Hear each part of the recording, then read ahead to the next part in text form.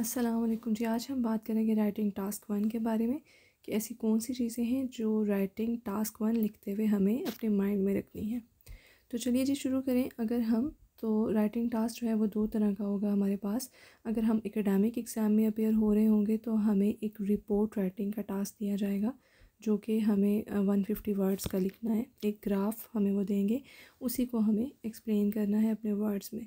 और अगर आप जनरल ट्रेनिंग का एग्ज़ाम दें तो आपको एक लेटर लिखना है, दैट विल अगेन 150 वर्ड्स, और उसका टॉपिक वो आपको दिया जाएगा। तो अगर टिप्स की बात करें, सबसे पहले ये है कि हमें अंडरस्टैंड करना है विजुअल डाटा को। द पॉइंट वन इज़ कि जितना क्वेश्चन जो आपको दिया गया है आपको बहुत अच्छे से उसको बार बार पढ़ना है।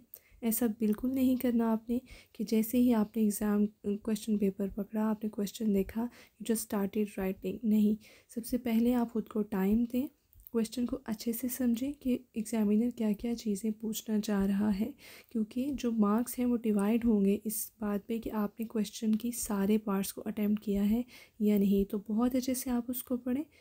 उसके बाद जी दूसरी बात क्या है, स्ट्रक्चर योर रिस्पॉन्स। जो आंसर आपने लिखना है उसके बारे में अपने माइंड में आप एक क्लियर रिस्पॉन्स क्रिएट करें, स्ट्रक्चर क्रिएट करें। जैसे कि सबसे पहले हमें लिखना होता है इंट्रोडक्शन, जिसमें हम एक ओवरव्यू देते हैं क्वेश्चन का और उसमें जो हाइलाइट्स हैं उनको मेंशन करते हैं, इसी को हम इंट्रोडक्शन कहते हैं। उसके बाद मेन बॉडी में हमने उसकी डिटेल्स लिखनी है, कंपैरिजंस लिखने हैं, और कंपैरिजंस लिखने के बाद हमने अपनी जो रिपोर्ट है उसको कंक्लूजन भी देना है। थर्ड जो चीज़ हमने कीप इन माइंड करनी है वो है जी वोकैबलरी। अब वोकैबलरी में आप सिनोनिम्स को यूज़ करें, जैसे कि आप बहुत कॉमन वर्ड्स गुड की जगह पे उसका एक एक्सीलेंट सिनोनिम यूज़ करें। अगर एक वर्ड है बहुत कॉमन बैड, उसकी जगह पे आप चीप का वर्ड यूज़ करें, अल्टरनेट वर्ड्स यूज़ करें। और जो हाईलाइटेड पॉइंट्स जो मैंने किए हुए हैं, आपने रिपीटिशन को अवॉइड करना है कि आप वही चीज़ें बार बार रिपीट ना करें, और एक्यूरेसी करनी है आपने वर्ड्स चूजिंग में।